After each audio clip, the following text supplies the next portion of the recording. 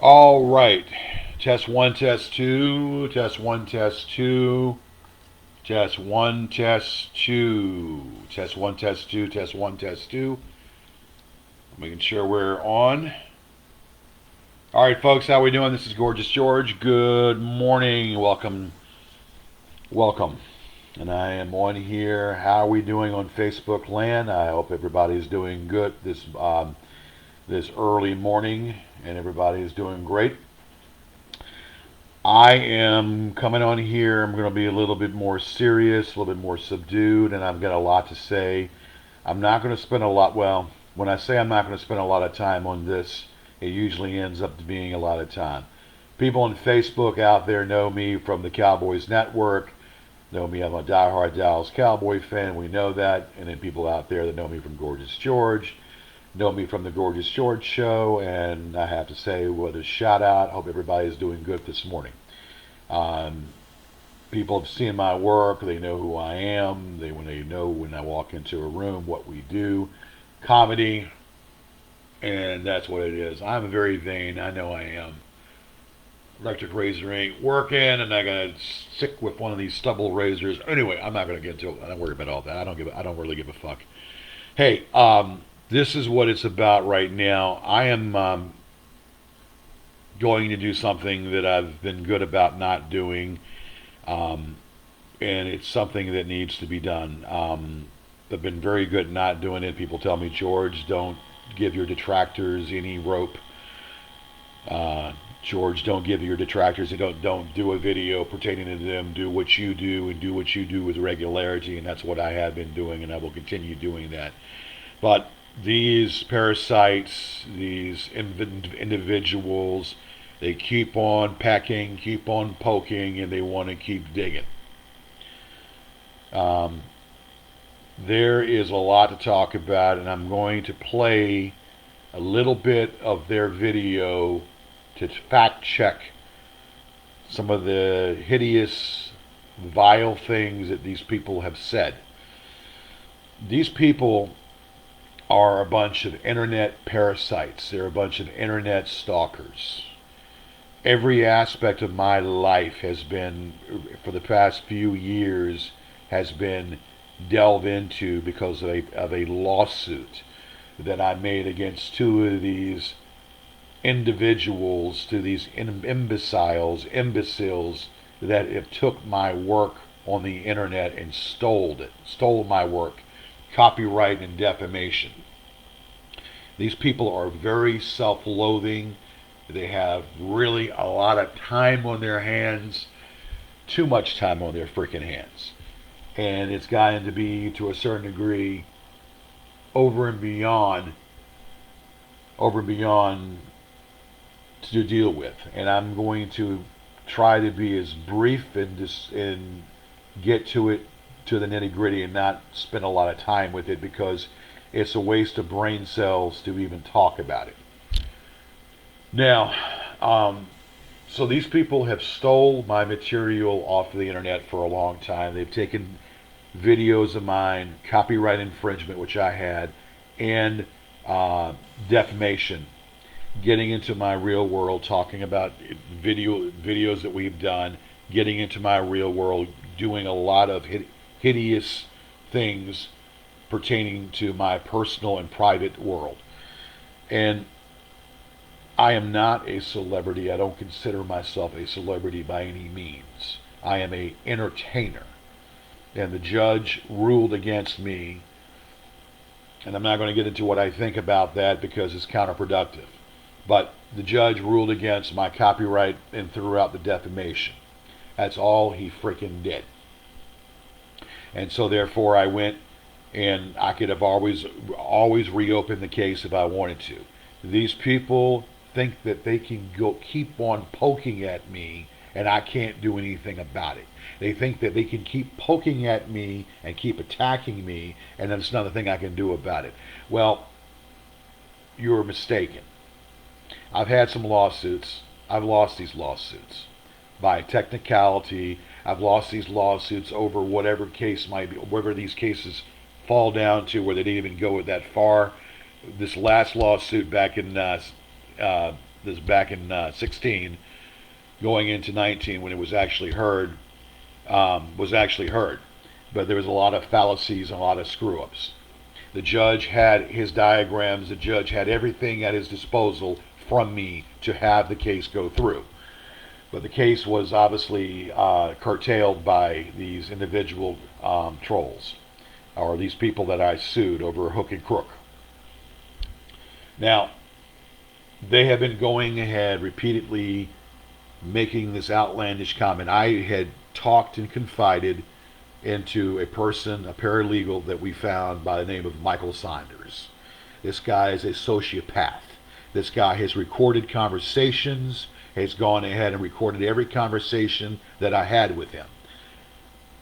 He all for drama, all for a vaudeville act just to get a response, and gives every conversation that we've had to these individuals.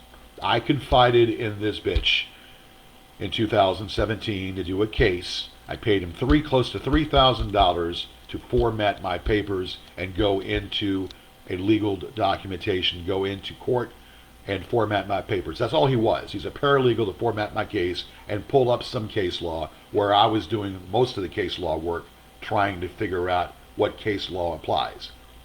He knows the craft. He helped me.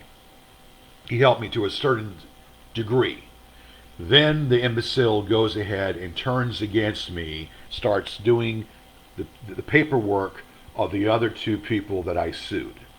He starts doing their paperwork, and then there's a big conflict of interest because he thought it was funny what they were doing. They went ahead and threatened him due to some of his shortcomings, such as being a sodomite, and such as being a dare you say, a low-light pedo. Okay, and he did some issues, and he had some issues on his deal, but he went ahead supposedly and fought his battles and whatever. He obviously sued Governor Terry McAuliffe, which and said he won that case, which is a bunch of BS because I looked up and he didn't win any cases against Governor Terry McAuliffe. Anyway, this guy, Michael Saunders, went ahead and stabbed me in the back, told them intimate details, didn't really give much details to who my ex was or the girl that I had loved that had died, but told them pertinent information that he could find, like my cell phone number, and pertinent information that he knew. Now, there's a certain female that I confided in back in 2009. We're going to get into her because that's the main topic right now of why I'm doing this video, and it's gotten me over the edge. And we're going to get into her in just a moment. So then, if you will, he would, after all this went down, he would call me and tell me, dude, I'm sorry, I was forced to do it because they were attacking me, and I couldn't let them ruin my legal practice. And this guy is not a lawyer. He's a mild paralegal. He's a jailhouse lawyer. Just learn his,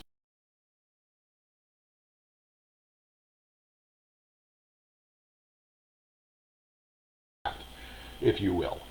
So this guy has seen the inner outer hotel bar cell, if you will. He's seen the bars, hotel bars, the city bar, and not the bar you drink at, but the steel bars that you pretty much are incarcerated in. So he's had drug issues. He's had duster huffer. He would smoke duster huffer, computer duster, in front of me, and kind of curtail the work that he was supposed to do. He kind of just stopped doing the work he was supposed to do, and then he was thinking it was a joke, and then he thought it was pretty funny what they were doing, and probably it was funny that, that they were attacking me, all because his reasoning was because he was afraid of being attacked himself, so he figured he could pile on. So he begged and said, look, I'm sorry, let's go after these people. Now, I had recently had a car accident back in 2020. he ironically wanted to help or whatever, and all what he would do was snap pictures of me, take pictures, and record conversations. So what he did was he tried to win back my trust, win back what he had, friendship, if you will, which is not a friendship. It was more or less a business relationship. And then he tried to win back that, just to only record conversations and give it to these trolls. To record conversations and give a multitude of more conversations to give to these trolls. Saying that my phone was bugged and my phone was hacked into. No, we know that that was not the case. You recorded these conversations and you gave it to these imbeciles. You gave it to these trolls. Therefore, zero trust. Zero trust in that situation. Now, I was born at night, but I wasn't born last night. And this got into me to a certain degree where they kept on, kept on, kept on. Okay, there's a lot of interviews. It's all in the book. What is causing all this is all in the book. The reason why I'm going with this is yesterday was the anniversary of my girl's death. Um, well, my girl had that I had dated and been with or whatnot had passed away 4 years ago, back in 2017. And why this is pretty much tied in, and why all of this is tied in together, is because these imbeciles found out pertinent information about her. And this is when they attacked me, they done all this vaudeville act with me. And these individuals, like I said, they're sociopaths. They're sick, demented people. They get their thrill off of attacking somebody because their social skills are zero and they have self-loathing personality. So again, he went ahead, recorded conversations, gave it to these trolls. Recorded conversations.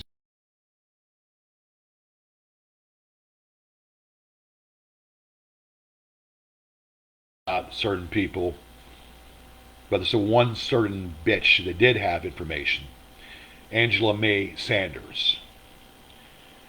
Now, Angela May Sanders was a girl that I befriended back in 2009. She was ironically the lady that went ahead and got me connected to the paralegal. She got me connected to the paralegal on Craigslist, and of course that was a disaster. We already know about that. I'm trying. It's a long, drawn-out story. I'm not going to get into every intricate detail, but I'm giving the short end of it. I'm going to try to be as short as I can to get to what I want to get to. So Angela and she bought a box set of my work. She bought a box set of the DVD of the Gorgeous George DVD. Seemed to be very eccentric, very nice, on the preface, a nice lady, whatnot, very eccentric. She took a liking to me. She took a liking to what I was doing and a liking to me. And I had revealed to her and told her that I had people that stalked me on the internet, and then she was interested in that. And therefore, then she had told me some things, of intimate details about her being in a loveless marriage to a man that drives her crazy. And basically that he couldn't perform or have sex and couldn't get it up. None of my business, I don't care. But I found it kind of strange that a woman who had, and this is all in the book, by the way, all this is in the book. I found it kind of strange that some woman would, who was a fan, who was a married woman, that would be overly, want to pursue a relationship with me in the sense of having an intimate relations with me when she was in a committed relationship, but had stated simply that she was in a loveless marriage. Okay. And she could do what she wanted to do at any time, and he didn't dictate to her anything. Now, at the time, Angela was down on her luck.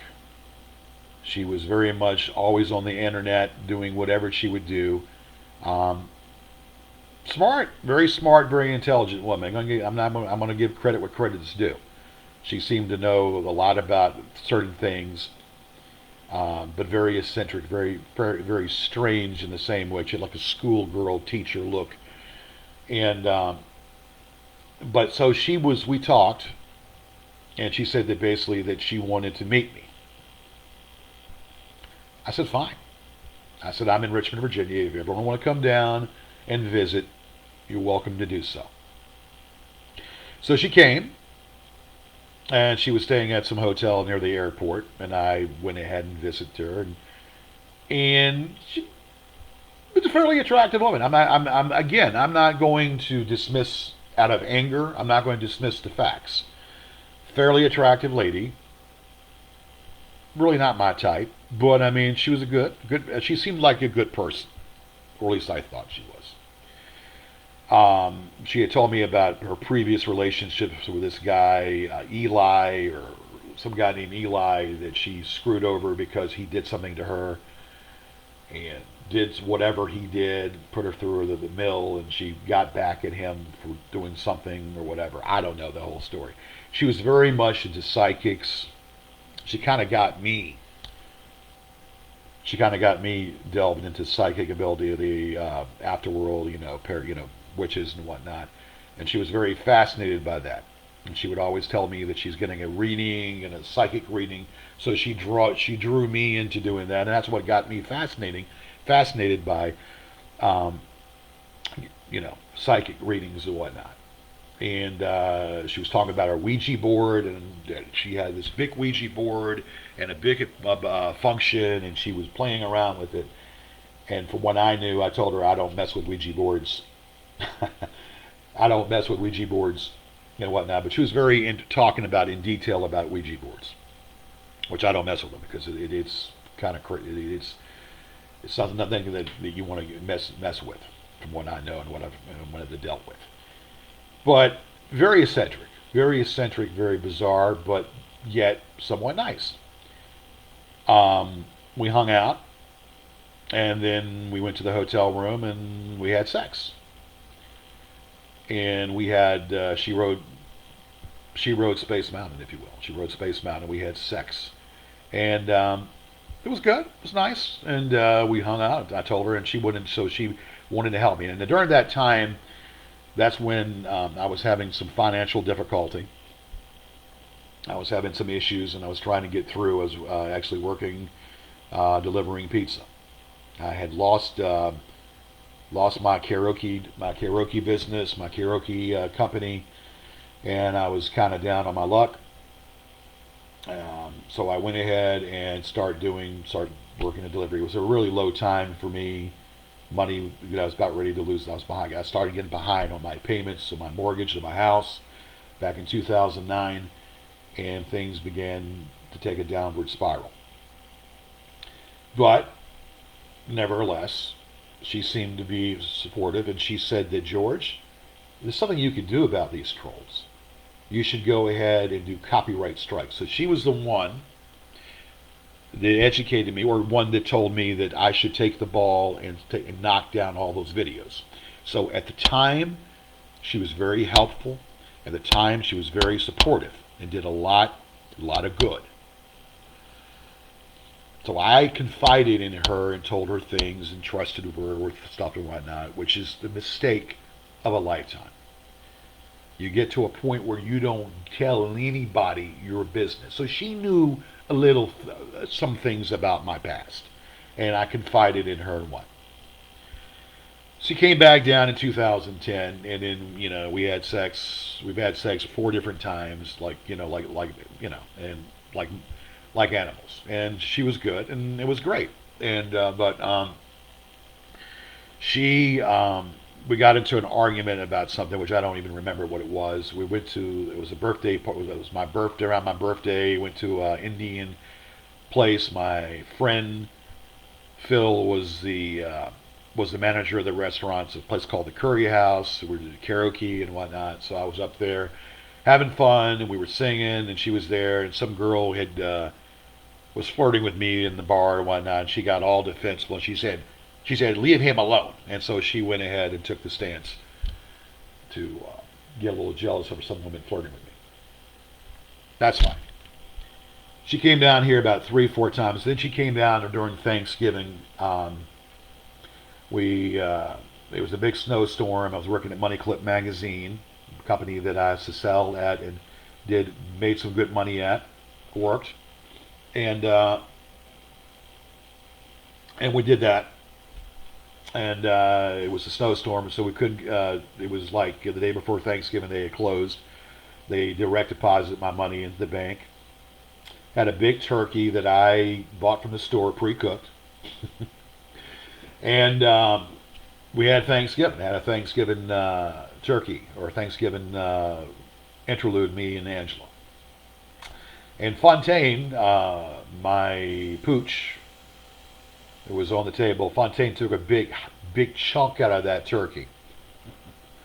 Took a big chunk out of that turkey, and ate a good portion of it. So I had to go ahead and scold Fontaine for doing that. But anyway, nevertheless, she spent she spent Turkey Day with me. We had a Thanksgiving turkey, so she spent that time with me. Then she got a phone call on her phone. Her father was in a horrific car accident. And so therefore, we were taken back, and she just got the news that her father had died. So she was all in tears, all in panic. I said, if you gotta go back home, I understand and whatnot. So it was a big snowstorm. So after the snow melted the following day, she went back to Chattanooga. Her dad died in a head-on collision in Tennessee. So I don't know where they were. I think she's from. She's from Spokane, Washington. So basically, Spokane, Washington, and whatnot, the family. So that was sad. I felt bad for her. Okay. Then throughout all of that, so then the rest of the conversation throughout the time, she never came back.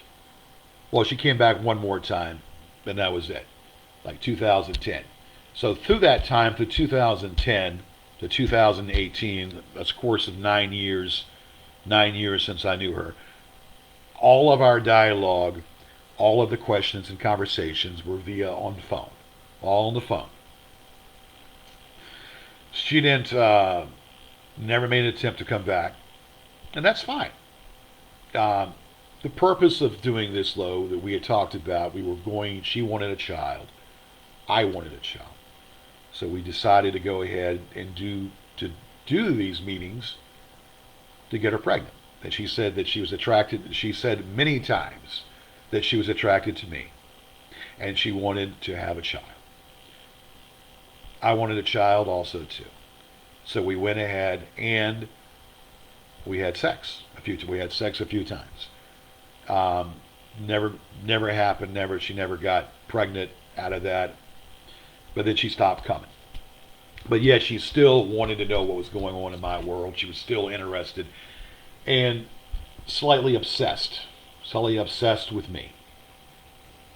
Um, so when I would go ahead and date other people through that time and told her about it, she would blow up at me. They must be a whore, or it must be some barista that she met at Starbucks, or some kind of whore that I said. And then she would go off on that angle with me, thinking that, just to throw that in my face because we had talked about certain situations or previous things about Sue. When I told her about Sue, and she knew that, so she summarized that the fact that since I had a relationship with a woman in Las Vegas who was a dancer, that in her mind, that any other relationship I had with another woman, well, they had to be either a whore or a prostitute or whatever else they could think of, or a barista or whatever you want to. I don't know.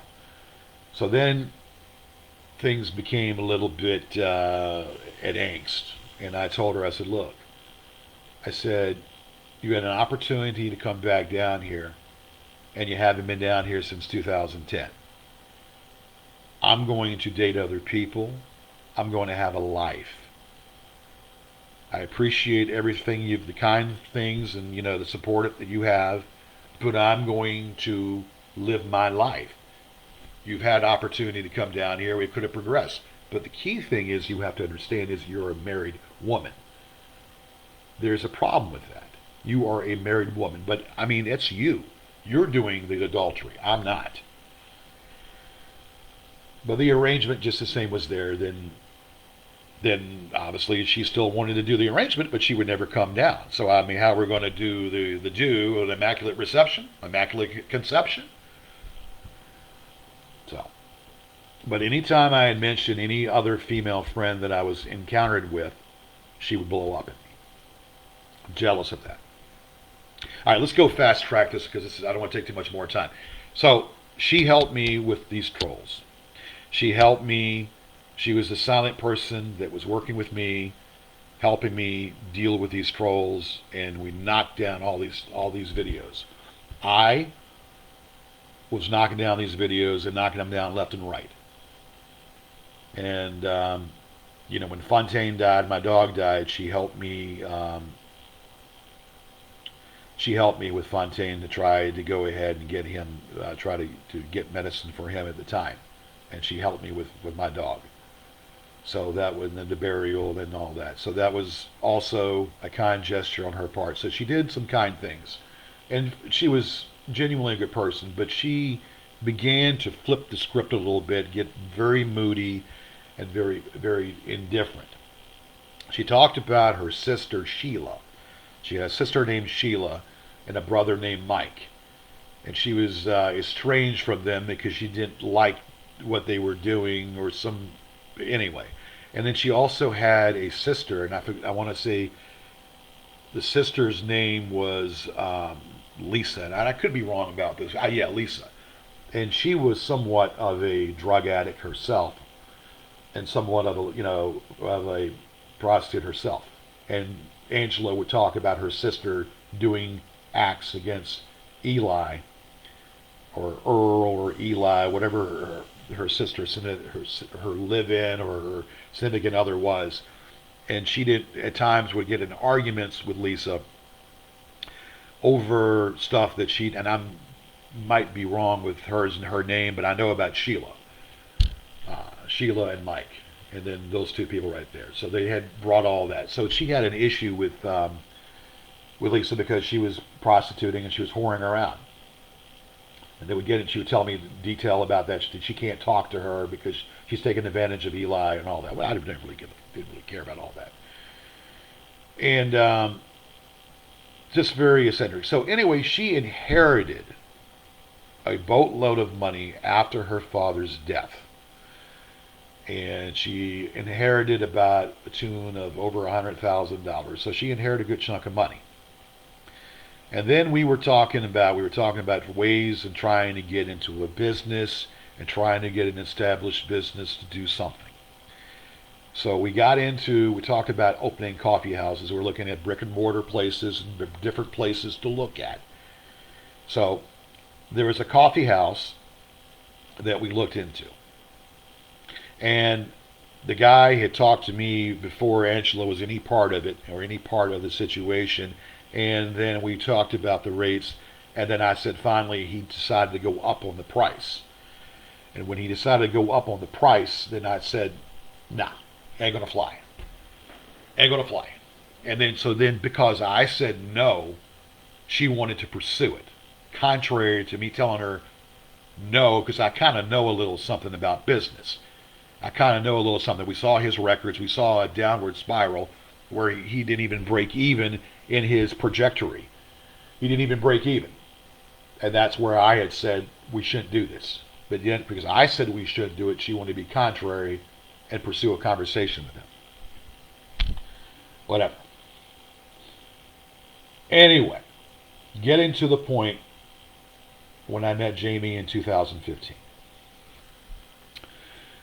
I went to IHOP. I would go to IHOP quite often. And I met this beautiful woman. And I met her in 2015. And we began to progress. And yes, this is all in the book. Her scooter got stolen. Her scooter was taken away from her. She got stolen, broken into, whatever it was. And I went ahead and said, because I was a cab driver at the time, I owned my own business, Rodham Cowboy Taxi. And I told her that she didn't have to worry about anything, that I would make sure that she got to work.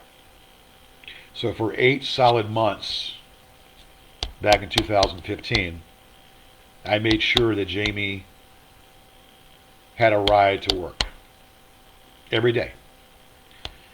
And through that time, she was dating, where she was living with an illegal alien, and there was another older man that was in the picture, who was, I don't know the whole detail about that. He was helping her out too.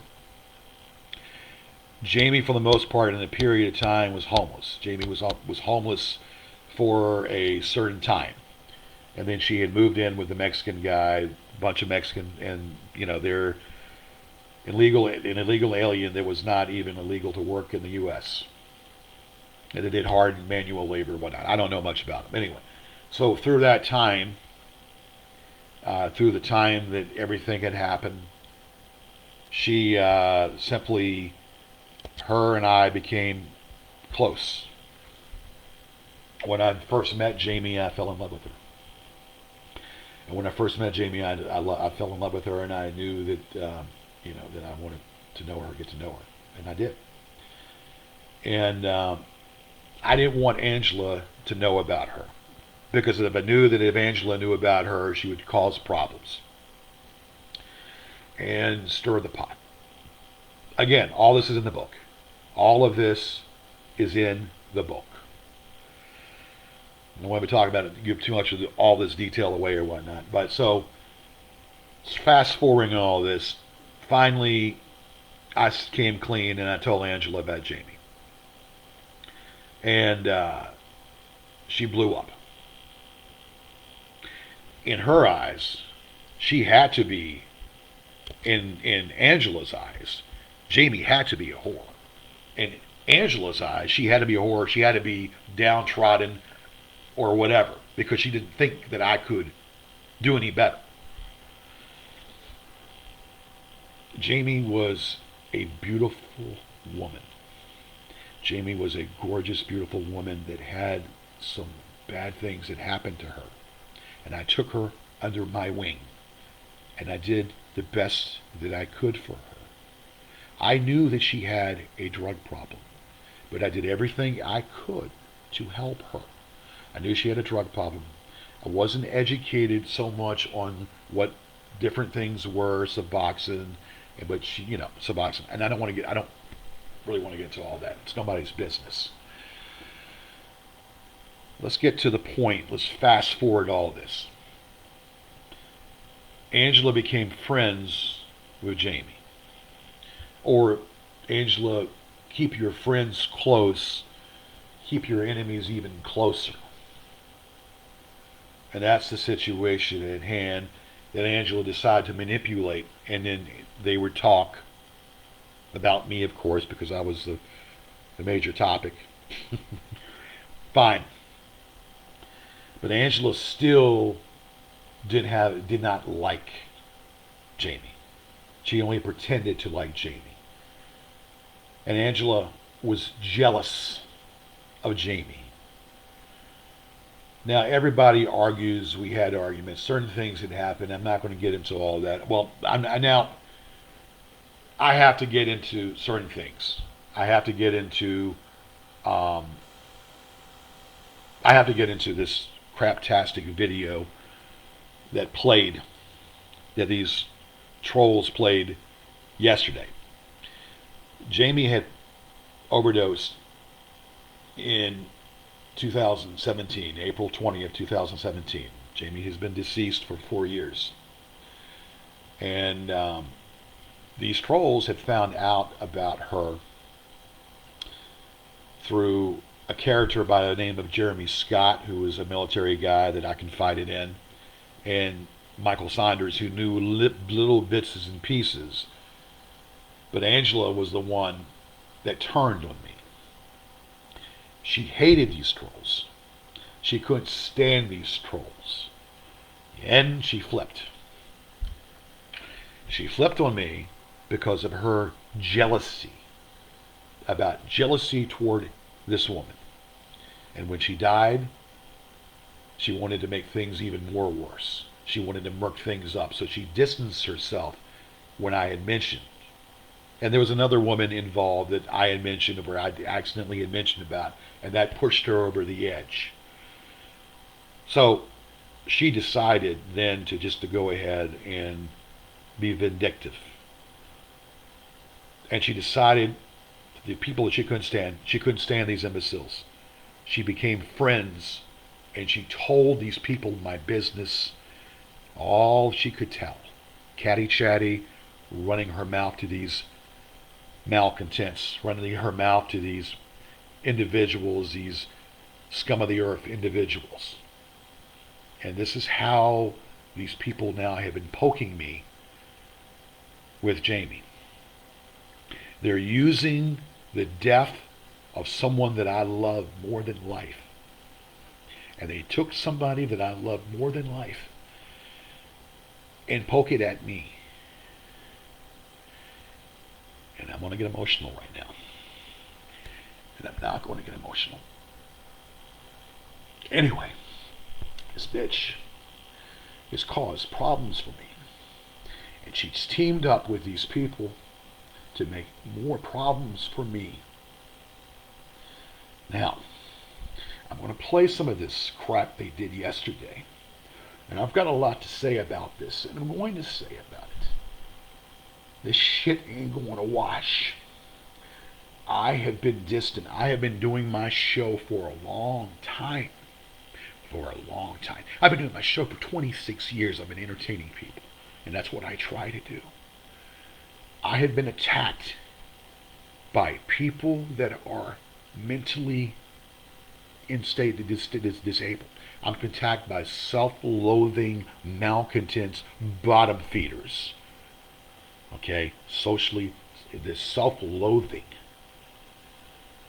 Now, I'm going to play a little bit of this, and I'm going to do some fact checking. And I'm going to tell, and I'm going to get some things straight. And I'm not going to do any more. You bitches, I got to stop, because I don't want my Facebook fans to know. I mean, a lot of my Facebook followers know a little bit about this. But that's okay. I'm going to play some of this crap and let you all know exactly how real this is. Because a lot of you people think this is all made up. A lot of you people think it's made up. It's not made up. I'm going to play this. I want people, and I'm not going to play all of it. I'm going to. This is about them attacking me, saying that I raped someone, poking me, saying I raped my girl, and they're just throwing digs. One person that I sued, another a foreigner that caused problems for me and interfered in this lawsuit, and some other joker that, that all aliases, they won't show their face. Play a little of this crap. Welcome everybody to a special live stream. I am Will Markland, and I am joined today by the esteemed Captain Corpulence. I'm super excited to be here, basically with Hollywood royalty. How many times can I say that in a lifetime? So, super excited to be here. These people have... Wouldn't want to spend my Sunday anywhere These else. people are jokes. Thank you. They have highs. They think they're big stuff. Mark Replet for letting him use our channel to host this video. Mark is doing a comedy show tonight, so he doesn't have time to join. Let me fast forward so I get to the point here. All right, it'd probably be best to let me. So they're going on asking and doing a Q&A, and there's certain things that they're saying, and they're going through, and they're talking about me. I'm going to play a little bit of this garbage. I need to fact check some of this stuff. Then what was your relationship really worth? Exactly, and this comment kind of points to a little bit deeper that George always needs an authority figure in his life, so he turned this letter into someone that was probably an authority figure. And all right, what they're saying that basically that I went ahead and tried to break up the relationship with Jamie and this older man. This older man was no good. This older man would give her was the benefactor, was the man that was giving her money for erroneous things, for different stuff. I, at the time, with my taxi business, had to realize, and it was painful as it was, that I couldn't do any more at the time. They're talking about her going, I was willing to take her to a drug facility program in Kentucky. I didn't want to take her anywhere. I didn't want her to go anywhere. I didn't want to go anywhere. I didn't want her to leave. But if it knew to make Jamie better, I was willing to take her, drive her to Kentucky to a 2-year program to get her better. And that's what I was going to do. They're talking about how I didn't have a pot to piss. Oh, anyway, let's get to the. It pains me to go through this. It pains me to even play this, but I'm gonna play it, and then I'm gonna cut off at certain spots. He was, sabotaging Jamie's current stable situation with the old man to come back to him, where all he did was enable her bad behavior. We'll get to that in a little bit. I didn't enable nothing. If anything that I did, I tried to help, and I did help. Like you mentioned, he's always searching for the authority figure. When Saunders shows up at the library, the first thing he does is run to the security guard. When the goons showed up at the Richmond Community Access TV station, Saunders came there, tried to take pictures. Saunders came into that establishment to take pictures and record the show. I wasn't going to allow that to happen. Joe, who was the trustee of the show, the person there, said, do not get into any encounters or any fights. I was going to roll Saunders. Matter of fact, I went out there after all of that was concerned. I went outside. I was going to roll Saunders in the parking lot. I went after him after they took him out, and he was gone. I called the police to escort him out, because if the police didn't escort him out, I was going to escort his ass out of there. Does he confront them like he always says, you wouldn't do this to my face? No, he calls the police. Typical George. Absolutely typical. All right, everybody, we are joined right now by esteemed goon extraordinaire, Marty McFly. Welcome, Marty. Hi, guys. Fuck you, George. Exactly. This is the foreigner. This is the foreigner that has been orchestrating this attack on me for a long time. He's a foreigner by the name of Martin Holmgren, and he's been doing this for a long time. Martin Holmgren. He's been attacking me and allowing these attacks on me for a long time, and he's orchestrating this coup de grace and keeps this stuff going. That's the only thing you can ever say is fuck you, George. So continue. Well, I'm so excited to be a part of this with Will Markland and now Marty. And this guy here, he goes under the alias of Captain Corpulence. This guy is a buffoon. This guy won't show his face. He hides. We already got his name, Royster. But he claims that he's not that Royster. These are bottom feeders that have nothing else better to do than attack people. And they want to go and attack someone and attack someone's being. They keep attacking somebody, and they have nothing else better to do with their time but to continue that. This is the day that's going to go down in history for sure. George is gonna love it. His 2-inch dong is already hard. This is garbage. I know he's stroking it right now. He's stroking that apart in the parking lot of Dick's Sporting Goods. Yep. All right, let's go. I'm going to clear this. They keep thinking that I am homeless. They keep thinking that I'm homeless, and it's the one who keeps saying that. I lost my house in 2018 to a foreclosure. I have been living out of hotels, and I have been living with friends. So, if that makes me homeless, then so be it. I'm homeless. But I've been living out of hotels, and I've been living with friends. So, I don't think that makes me any lesser than what I was when I had a home. Okay? But I, unlike these people, am doing something about it. And I am trying to get back on my feet. Outside Osh Gosh Bagosh. George, how do we know that? And how would we know? How they know these things, because they put a tracker on my car. They put one of these trackers on my car, which we found, and we pulled it off the car. They're trying to track my every movement. That's how they know, and how this foreigner Martine went ahead and hired two private investigators to follow me. Two private investigators to follow me around so they have nothing else better to do with their time. These are not private investigators, they're a bunch of numbskulls. One's a CPA that lives in Newport News, and the other one is some deadbeat, some deadbeat that's off of Skid Row, talking about me, and they want to say that they follow me. And okay, well, they put a tracker in my car, we pulled it off, and we got the tracker, and I've got possession of that tracker.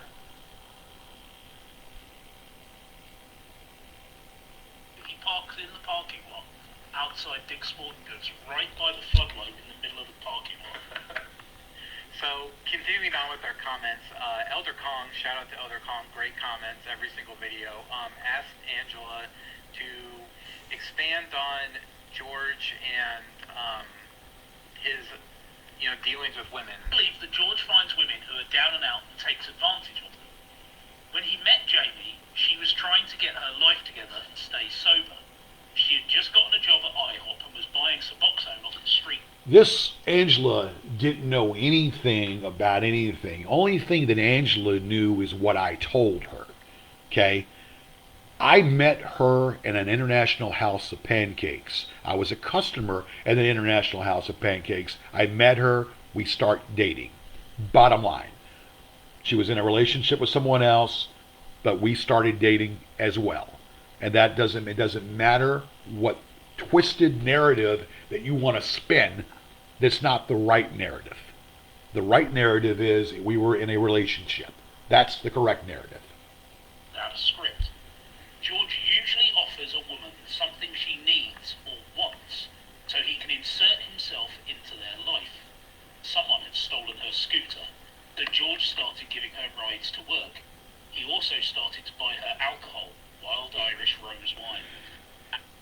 I bought her what she wanted at the time. I bought her that she liked the alcohol. I told her that she needed to cut back on it. It was a few times where I bought her that. I didn't go out of my way to buy her that drink all the time. So that is another fallacy.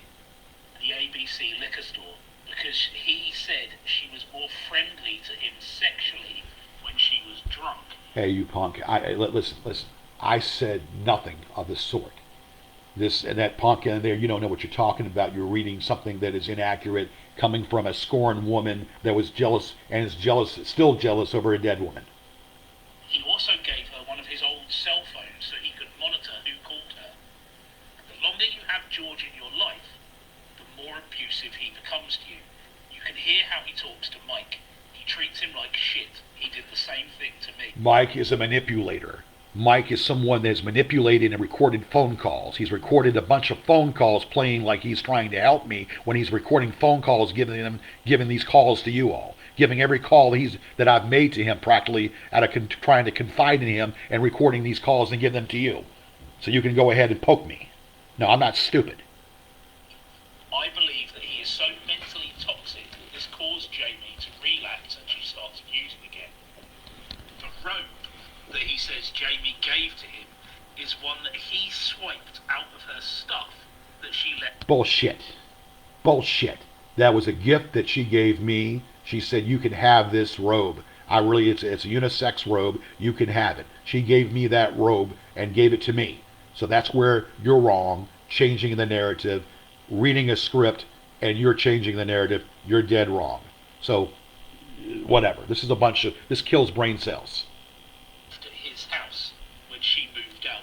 George would not give her all of her things. He told her she owed him money and No. he was going to burn her stuff. Bullshit. George's Bullshit. relationship, in quotes, with Jamie is a bunch of BS. It is just a show to elicit sympathy from his friends and make himself look more interesting. Well, you know what, and that's coming from a scorned woman that had nothing else better to do than try to ruin my life, and then because she didn't, she was scorned and she was jealous over another woman. That's all that's about. Everything we've ever said about George, people have thought we're joking, but it's stuff like this makes you realise it's all fucking true. It always comes true. Yes, and we want to extra emphasis in this comment about George buying, booze to get Jamie more friendly to him. even more credence to the fact that he probably got, or not probably, he did get her inebriated. And this is what we go through. This is what I go through. They're playing Monday Night Quarterback Q&A over something they have no idea of what they're talking about, and being catty, and this woman being catty chatty, who was pretty much a person that I confided in certain things, and then she went off and told them a bunch of nonsense, going catty chatty and talking to these people because of her being scorned. This woman had mental, Angela, who I thought was a nice woman, Angela, who did some nice things, who was very helpful, flipped on me because she was scorned and out of pure jealousy, and yet whatever the case might be. And she had some mentally screwed up situations. Her family, well, there's other things that I could get into. I know that she had, she was um, in a situation where she had arguments with her brothers and sisters about over their niece. How she couldn't watch her niece because her niece was all too grown up, and I don't know. And just, she was acting like the adult, and she was had a problem with the upbringing of how they were bringing up how her brother was bringing up her niece, and she was talking about basically a bunch of stuff that had nothing to do with anything. How she was how she felt like that her family was turning against her for whatever reason. I don't care, but obviously there is some later to find out there was some mental disorder there, and I don't want to know about it because after her going around talking and telling my business, there is a problem. And there's a lot of things that she said that are a bunch of lies, a bunch of distorted lies. And forced himself on her when she was either unable to consent or maybe she said no but couldn't fight back because she was so inebriated. You have no proof of that. No Which proof is, of which that is exactly whatsoever. what she told her colleagues at IHOP. She said she couldn't consent, he did it. And this now fits in. Never, that is a fallacy. That is a fallacy. When you think you've reached the bottom of the barrel with him, it just gets deeper. Like there's a whole other level to it. It's interesting also, this is something George will deny, but there's so many things that Angela says in here that are corroborated by past instances with George, especially the treating people like shit thing. We've seen that with so many other people, Saunders, Sarah Metz, now Angela. Sarah Metz is an old leatherly hag. Sarah Metz is someone that came into the scene, and it was brought into the scene that we met. We give her 15 minutes of fame, and then we try to befriend her and all that, and she went ahead and started making up comments, whatever, because she said some lewd and rude comments to me because of Ryan. We had a gathering at a pristine restaurant. Ryan said some discoloring things to her, which were off, and I apologize. And then she took that grudge against me. Then she went ahead and then made some comments about me being arrogant and whatever. When she herself, was a leathery hag, nothing special about it. And then she made a comment saying that I was grotesque and fat and grotesque when she was torn up from the floor up. And then she became friends with Kevin, and then she tried to break up, be a wedge in between me and Kevin, saying some stuff like basically some stuff that was said, and Kevin came on live in 2010 and denounced her, and then she defriended Kevin.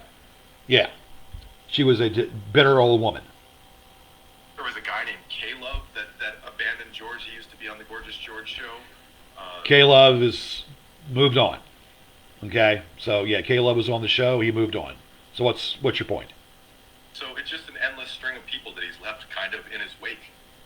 And the thing with money as well, because that seems to be the thing he does. Anytime anyone turns on him, he always, you owe me money, I did this for you, so I can do whatever I want.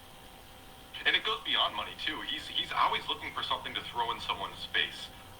The whole thing with Tori Baker, when she came and kind of told the goons about her so-called friendship with George, the first thing he did was throw it in her face that he found her mother and he used to give her rides. So he's always looking for Tori Baker, beautiful woman, very gorgeous woman, very attractive.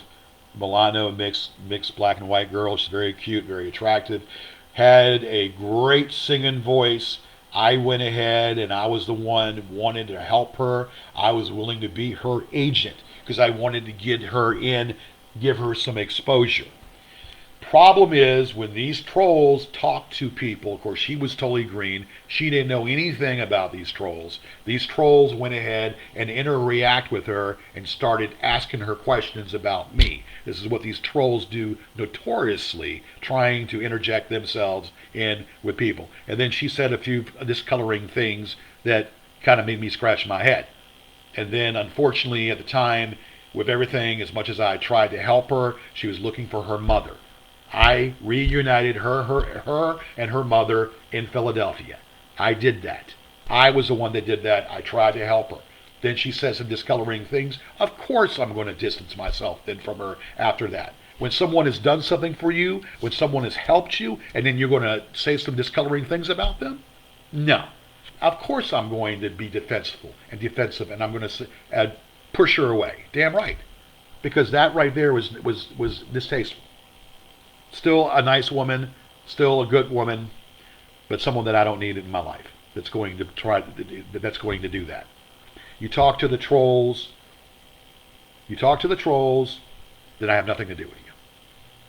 Things and keeping a mental list, probably a physical list as well, of the things that he's done for someone so that he can use that against them. Yeah, I mean, that physical list is probably what's in the binder on the dash. Parked in Candlewood Suites. Parked in Candlewood Suites parking lot. It's very And see, these people stalk me to no end. They know where I'm staying at, or they seem to know. They seem to think to know where I'm staying at. This is hence where they hire these two PIs to go ahead and follow me. Yet when I call these PIs to fight me, then they come up with all these excuses, and all they do is snap pictures. They go to my dad's cemetery. They try to Photoshop pictures on my dad's tombstone, and they go out there and cause problems over there. And when I told them to come fight me, what they do? They never show up. They don't know what show up. They just want to get a rage and a rile out of me, snap pictures, and Photoshop my face all around. Yeah, bunch of bullshit. And this is what they do with regularity. This is the other thing. Why would you park in the parking lot of Candlewood Suites if you were homeless? If you're homeless, No, I have no idea. Why don't you tell me? Very strange. Very strange. Very strange. Oh, very This thing strange. with Angela, there's so many things that you can just see that what Jamie said is true, and the fact that he just relies upon the fact that he didn't get arrested, therefore it didn't happen. Just look at how remember how George talked about in one of his videos when he was in the motel about the robe he had on, and that what Jamie gave him that robe and everything when he just She did. stole it from her, and then I I think stole that's it called from changing the narrative. No, that is changing the narrative to what you all are doing, because you have no idea what you're talking about. That was a gift that was given to me from Jamie. Jamie gave me that robe. changing the narrative. You're exactly right, Captain. And then he says that if she doesn't give him the money, she's going to burn the stuff. George is a just vile scumbag. Never said that. He's Where's the proof? He used anyone and anything he uses. That's all he does. He's only interested in what he can get from that person. And how would you know And that? with Jamie, How would you know all he that? wanted was sex. That was it. No, it was more than sex. It was a committed relationship. It was more than just sex. It was a committed relationship. And it was a relationship, off and on again, off again, on again, but it was a relationship out of love on both parts. And the real question is how long it will take someone to realize that. All he really seems to have now is Roger. And Roger seems to be barely interested in the first place, so you have to wonder how long that's even going to last. Roger is a talented performer. Roger is a musician. He's a talented performer. He's a great addition to the show. Roger is funny. Roger is creative. Then again, that goes to show what you know about somebody. But then again, that's what you all do. You stalk people that are in my camp. This is what these people do. If you have been on record on my show or know of that been a part of my world, these people will go after and they will stalk you. And they will reach out to you wanting to know information about me. How pathetic. Okay. Roger, I think, is some weird reciprocal relationship as well. And possibly drugged by George. You know, he did ply Jamie with the wild Irish rose. Yeah. So maybe he's reading something to Roger. Killing brain cells. This is killing brain cells. Roger, run, because he's coming for you. Okay, so next comment we've got was Angela directed towards Captain Corpulence, and it says, yes, George's house is that filthy. He doesn't know how to clean. This is why he lost his Janny King contacts. He used to sleep on a dirty mattress on the floor in his basement without a sheet or blankets. Okay. This is where we're going into when I had a business and I opened a franchise with Janny King. I did this for a short instead. It was a brief time. Hell, I had Angela come help me clean an office park. So she goes ahead and takes that, saying that I got her involved in cleaning an office park or whatever and lost that. I did Janet King for about a year, and then I got out of it because it wasn't paying me anything. This is a bunch of nonsense. For lizards inside of his house and cobwebs on Yeah, well, and this is coming from a guy that got raided for having drugs in his house in North Hollywood, California, Will Markland. Will Markland had his apartment raided for drugs, and he's going to come out and tell me what I've got going on in my house and what I had on my house when you have no clue what I had. Lizards? I had lizards. And who is the informative to tell you that I had lizards? Angela? Of course, Angela is going to say stuff because, again, we're looking at a scorned woman who's jealous of a deceased woman. That's really, really, yeah. But go on, please. that I sleep a night in his house. I slept on the couch. It was so dirty that his dog slipped in all the junk on the floor and hurt its leg. I can almost imagine that conversation. This is my mattress right here. Pointing to the dirty, filthy thing on the floor. This is my filthy mattress for when I have guests. George put in one of his resumes back in the day when we founded that he actually owned a cleaning service, and I'm pretty sure that this Janny King company is a janitorial company. So Janny King essentially is almost like a franchise, and they subcontract their contracts. And if you remember, we found that George applied. You're brilliant. Yeah, you're Einstein, aren't you? Told him no. He gave her money a few more times, but told her she would have to pay him back. Hold on. Half $2K. He is begging Mike for money. Jamie told George that she was waiting for an available bed in the rehab center called Helping Hand. I'm assuming it must be government funded. Neither of them had a dime. George had lost his taxi license because his minivan was too old to get licensed through the state of Virginia, and he didn't have the money or credit to buy a newer van. He was driving around illegally as a gypsy cab driver, picking up passengers and trying to dodge. What proof do you have? He couldn't go to his usual spots. Hey! What proof do you have, Einstein? What I was doing? Do you live here in Virginia? Again, this is coming from information from a woman who is scorned and is jealous over a deceased woman. But go on. Like in front of the Omni Hotel, where he got most of his business. The police knew he was doing this and told other cab drivers in Richmond to report George if they saw him. Anyways, George had been giving Jamie $40 here and there for what she called her medicine. Her medicine was heroin. He got to the point where he couldn't afford to give her money anymore and was asking me for money to fund her drug habit. I never asked for any money from Angela for anything. She helped because she wanted to help at a certain time, but I never asked for money for Jamie. I gave Jamie money because that's what a man does to someone that he loves. I gave Jamie money and I helped her, but I had to cut it off because I didn't. The reason why Jamie left me because I knew, because at the time I was enabling. I enabled her and she still had her demons. So I had, in my heart, had to cut off the money supply, and I had to do it. She got upset with me. She went in with the old man. It didn't change it didn't change the perplexion of the feelings that were there.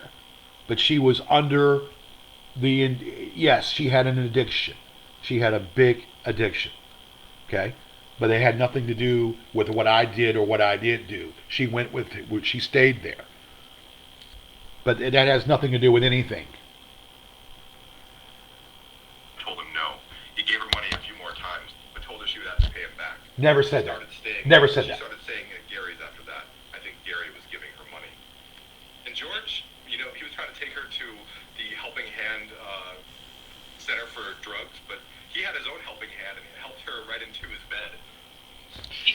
Yeah. Well, Yeah, because we were in a committed relationship, you piece of shit. We were in a relationship. We lived together. She lived in my house. We were in a relationship. We lived together. We had consensual sex. Consensual sex. I wouldn't call it a bed, Captain. I'd call it an actual a lizard. That's right. yeah, to push the lizards away before we put her on it. Listen, I'm gonna fuck you, but mind that lizard. Look at the thing about George driving a gypsy cab. So he couldn't go to certain locations because he was driving an illegal cab and the cops would stop him. So I wonder if part of this fits in with, because this was obviously just before he started driving for Uber. I never drove a gypsy cab. My car was licensed. It was licensed throughout the time. The engine blew up in the car. Then I had to cease. This is when Uber came in play. My taxi was legitimate until it had another year to go. The engine went in the car. I didn't renew my taxi license. I got out of the business. Bottom line. And I wonder if this fits in with a lot of the tickets that George got for violations. Because the cops essentially... I haven't had any speeding. I've had one speeding ticket in a span of 20 years. One speeding ticket in a span of 20 years. I have a pristine driving record. Keep changing the narrative, why don't you? couldn't catch him driving the gypsy cab, so just kept pulling over his piece of shit van and finding whatever they could. That makes sense. I can see that, yeah. Because there was a period where he went like 6 months and he was getting a ticket every other week. It's surprising that a law-abiding citizen like George would have these kinds of troubles. Let alone an assault and battery. A guy that hated Uber ended up having to drive for them because he was essentially a gypsy cab. Again, everything we say about George comes true. Nothing you say about me comes true. Not a damn freaking thing that you've said about me has come true. And he does, and it's happened like clockwork since he's been on the radar of the goons. Since I've been on the radar with the goons. Okay, so you see how stalkish that is? Been on the radar with the goons, how stalkish. They can't let well enough alone. They won a federal lawsuit, and they think that they have a license to screw with me indefinitely because they won a copyright lawsuit that I filed against them. They won the there's no defamation because the judge threw it out. I can reopen that defamation and copyright and trademark thing at any time of the day, any time that I choose to do so. Remember that, and just know that. But they think that they have a license to screw with me because the judge ruled against me. Contraire, mon frere.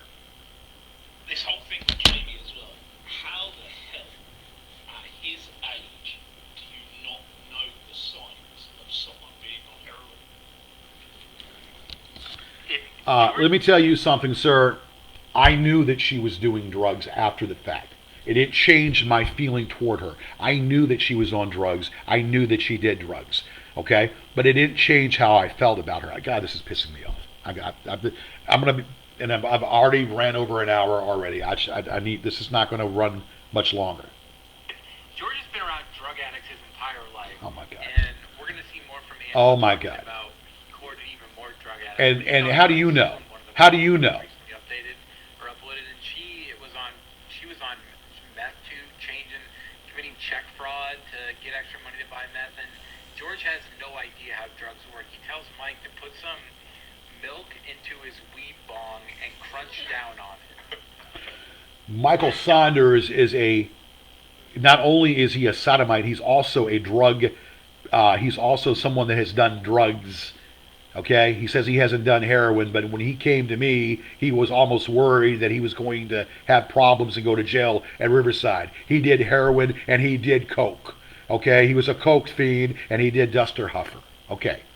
So that's a fact. Shit. I also wonder if he just chooses to ignore anything with women because he is just so obsessed with trying to have sex with them. so he will just ignore anything, like he ignored the fact that Kristen is a fucking lunatic. He ignored that because he was desperate to have sex with her. I think Kristen was a person that came on the show, and she was helpful to me. Kristen never any sexual attraction toward Kristen. Never any sexual attraction toward Kristen. I thought of Kristen as a little sister.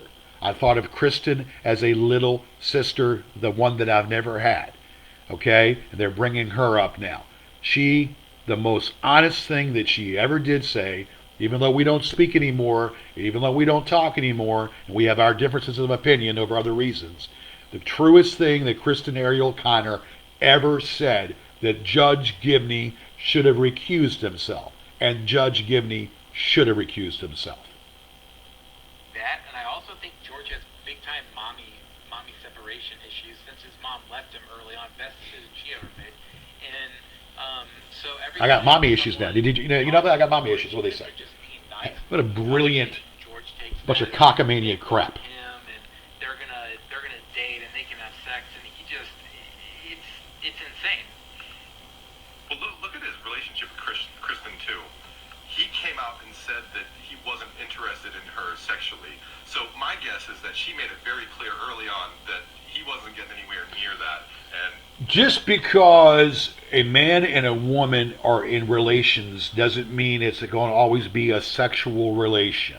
So just because a man and a woman are friends doesn't mean there has to be a sexual relations there.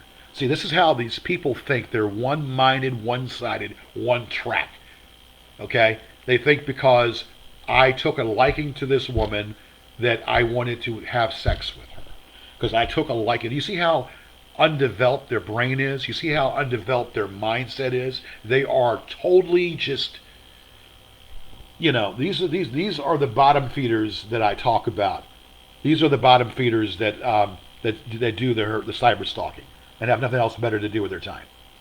he doesn't know how lucky that makes him. But in the absence of a sexual relationship, I think maybe he does try and have some sort of familial relationship with them instead, which is why he would say that Kristen was like a little sister to him. She was like a little sister to me. How are you able to finally rid yourself of him? And does he threaten you? Marty, you want to take the next one? I used to not answer his calls for months, and he would get paranoid and start leaving crazy messages on my voicemail accusing me of this or that. Once he accused me of being Sean's mole.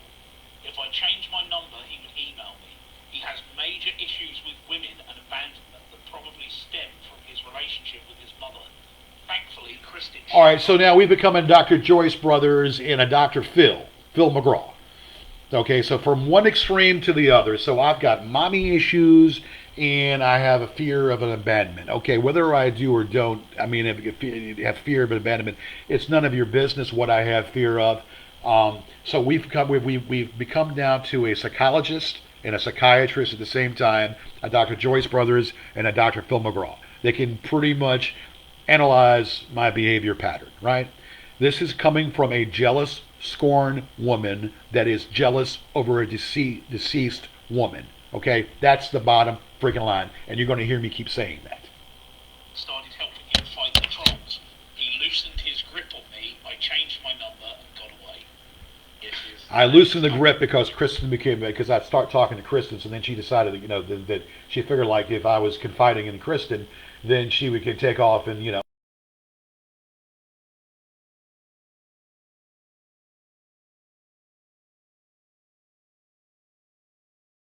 in your brain. Okay? And for you to do what you did proves it. For you to go ahead and start carrying a dialogue with these bitches, that only proved the point that you're not trusted. The lesson that I have learned is you don't trust anyone and you keep your mouth shut.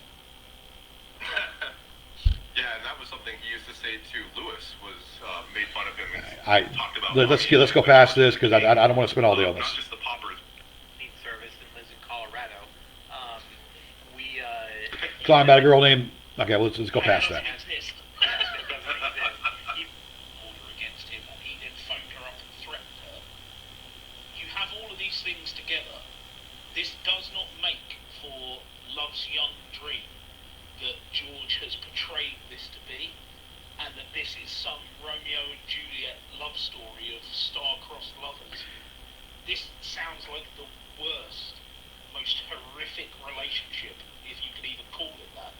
And how would you know what a relationship is when you had your personal agenda, when you interfered in a lawsuit that had nothing to do with you because your friend was being sued? How would you know anything about me when you already have a disdain, when you already have a milky uh, relations toward me because you interfered in a lawsuit because your friend was being sued? Nothing you say has any relations to what my personal relations is. You're both parasites, but George even more, I think. This is coming from a parasite right here. I'm a parasite? No, you're a parasite. You are an actor, Will Marklin. Will Marklin is a glorified extra. Okay, they played with Bruce Willis in some of these movies, and if you were to ask Bruce Willis if he knows about Will Marklin, Bruce Willis would probably say, "Who? Will Marklin? Who?" This guy's got a fascination with the Lost in Space character Bill Mummy. You and Bill Mummy should procreate. Let me tell you something, and then you're going to sit there and twist all this up here, coming from a glorified non-actor, glorified non-speaking role actor that is pretty much just an extra on like maybe 15 seconds of fame on a screen. Now, what you have to say is an amount to me going to the bathroom and doing my business. Than to spend your final moments in that house of horrors that was on 1307. Can you imagine something worse than that? So These people, this is what these people did. They broke into my house when I was living there. They broke into my house and I had no knowledge of it. And then they start taking pictures around my house. They're going around to room to room to room, start snapping pictures. When I had left my house, they broke in the house again.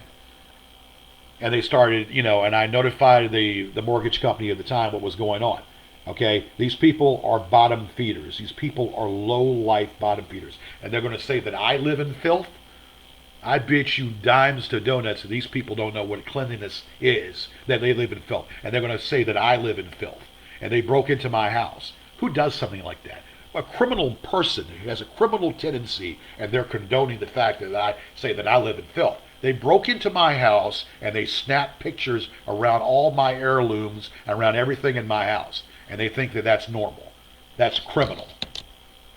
but whatever you could say about her, at least she got away and didn't spend her final minutes in that place. Yeah, and I think as well, we always kind of have to remember that whilst Jamie did some fucked up stuff, she kind of has a legitimate. You don't know the woman, so you can't say anything about her. You didn't know her. You can't say anything about her at all. You can sit there and critique and say whatever you want to say. You didn't even know her. Okay? And then they go ahead and pretend to be the brother. They pretend to be the brother going in dialogue with emails. This is what... I got to pause this for a second. This is all in the book. This is all in the book. They go ahead, pretend to be the brother, asking questions about what had happened. And I didn't want to say much because I didn't know if it was actually her brother or a troll. Then they were saying that they're going to sue me for the death, or they were going to sue me for their daughter and sister's death, which is ridiculous. No lawsuit ever happened because they can't say anything. She didn't die with me. She died with the old man. She died in the old man's house. She didn't die with me because if she was with me, she would still be alive. She would still be alive today.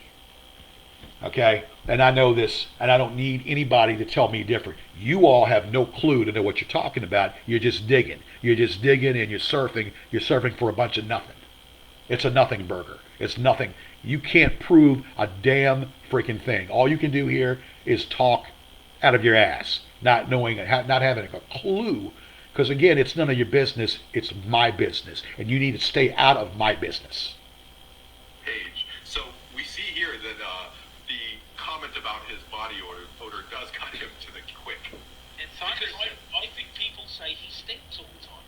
yes, They Saunders, must. They Saunders must. said the same thing, and when he went and picked George up from when he had his accident, he said that George's body odor was just awful. And this is coming from a who? What's the credible source here?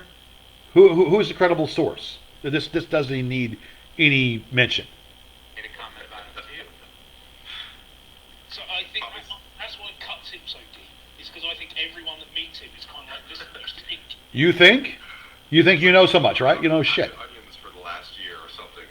And he even said in his latest show, someone called him a skunk. I think he must have been referring to keep that. Pass this here. So one night he took off while George was at work. His PO guy put him up in one of those cheap hotels by the airport in San All right, now they're talking about this thing with Matt, and we're going to get into that right now. They're saying that basically that that I forced Matt to go against his father. That situation was simply this: Matt, his father was paying for Matt's stay at my house. Matt was obviously not living, or Matt was not working, and I allowed Matt to stay 9 months in my house rent free because I've known the man and I felt sorry for the man and I've helped him out as much as I could. The father stopped paying me. It put me in a very precarious situation where I needed that extra money to pay the mortgage on the house. I relied on that extra money to pay. And they're talking about right now that how I forced Matt against his father in a courtroom. And that's a bunch of BS. Yes, I wanted Matt to prove that basically that, that his dad had signed a contract with me and that his dad reneged over his stepmom. The fact that his stepmom didn't care for him and didn't care for Matt, she manipulated Matt's dad to not pay the mortgage or not pay the rent, which caused me a problem because I needed that money to keep everything together because I was behind on my rent or I was behind on the mortgage. They're going to talk about it because they know so much. George wanted someone who was on parole to lie on his behalf against his own father and stepmother because he didn't fulfill his side of the contract. It's just unbelievable. But also, have you noticed all these people that George gets to live there? He's essentially just trying to get them to pay the mortgage, so he has no responsibility. Unbelievable. You see how they twist stuff up here? This is how they do.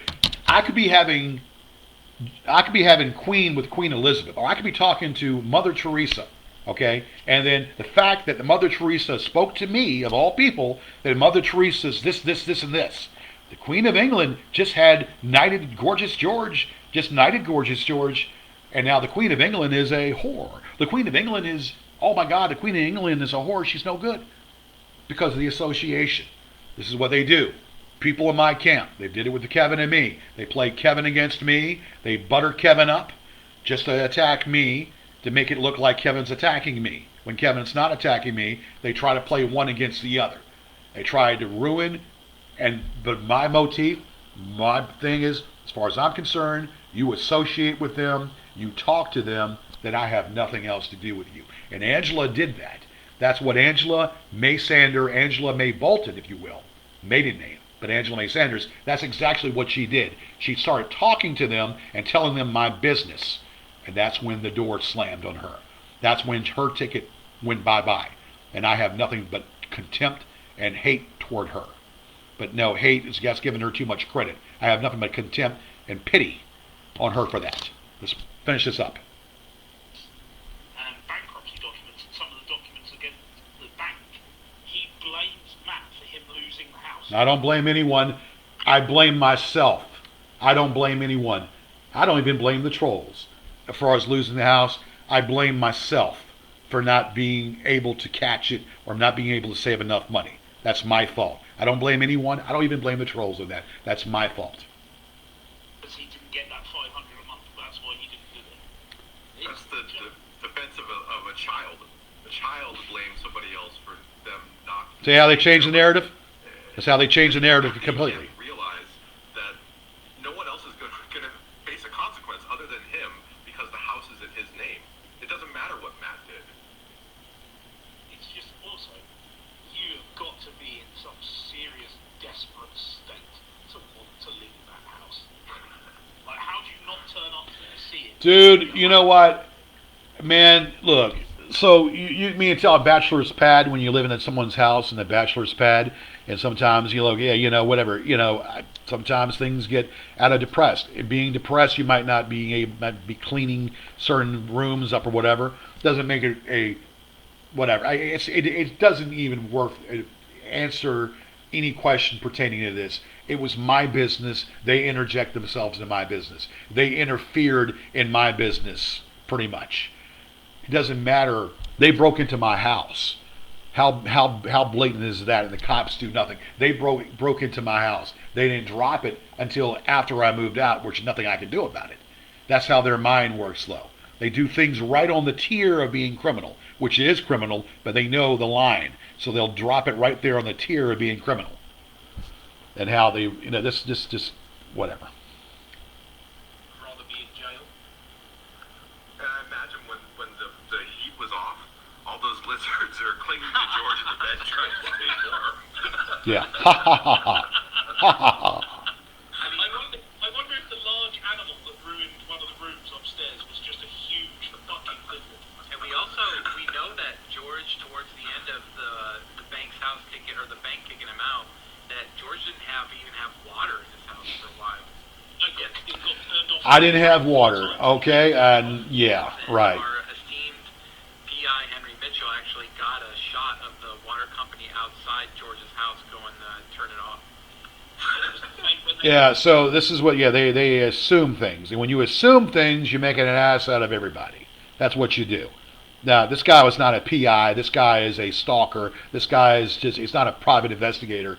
I've already did a research on this guy. This guy is a CPA in Newport News. Try again.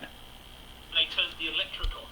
So George was The electric was turned off one time and it was turned right back on again because of their mistake and because of an outage. Electric was never turned off in that house. The only time it was turned off is when I turned it off. Fan outside the house. Yes, that was true. He was practicing. He He knew what was coming down the pipe. Yeah. Let's fast forward this here. He would leave it for the cleaning ladies because that was their job.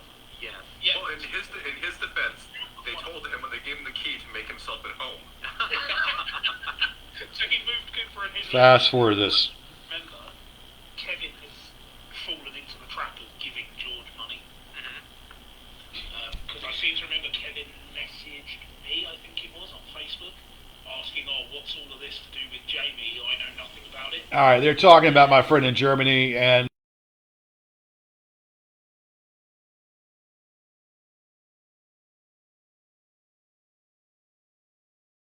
let's move on. Admitted that he had given money to George. Designated as a pauper, has an email address that basically reveals his wealth. That he pays for. He That he pays for. That email address. Yeah. It's because it's full of so much important evidence he can't afford for it to go. A tidbit of background, fun story about George's email was one of the goons who had access to George's email actually sent a message out to every single person on George's contact list, and it said something like, guys, I'm really sorry about all of this. The goons have made me see the error in my ways. I can't go on like this anymore. Don't bother. All right, so yeah, they've done death obituaries on me. They've created death obituaries on me. They've broken into my account and making people think that I was deceased, making people think I was deceased when I wasn't. So there are a lot of cold, twisted ways of doing things. So anyway, let's get to the point. I'm not gonna play any more of that because I played a big chunk of it and it's already an hour and a half, and I got to end this because I got things I got to do. Let me just say this. I live my life the way that I want to live my life. You all live your life vicariously through me. I've had some downtime. I've had some hard things being thrown at me. But the thing about me is I don't sit here and perpetuate, or I don't sit here and think about you all the way that you all think about me. When you need to get on with your lives and stop thinking about me. Let me live my life. I do the show. Don't like me. Don't bother to watch me. You've caused enough problems. You've been involved. You caused enough heartache. You've bothered these people in Woodstock, Virginia. You need to leave them alone. You want to pester me. You want to poke me on the 4-year death of my deceased girl. You want to poke at me for the 4-year death of my deceased girl. You all are bottom feeders. You're pathetic, and you're a bunch of bottom feeders. You need to move on. Okay? I swear to God, though, Angela, I've got something in store for you, though. I'm not going to. You've done enough damage. You could not let well enough alone. So, Angela, I've got something planned, and especially for you. As soon as I get your address, and I think you kind of know where I'm going to go with that one. You other ones, Mark Rebillet, who just formulated Alonzo, the sock account of Alonzo. Yeah. In Phoenix, Arizona, but she's actually living in Manhattan and you're a YouTuber.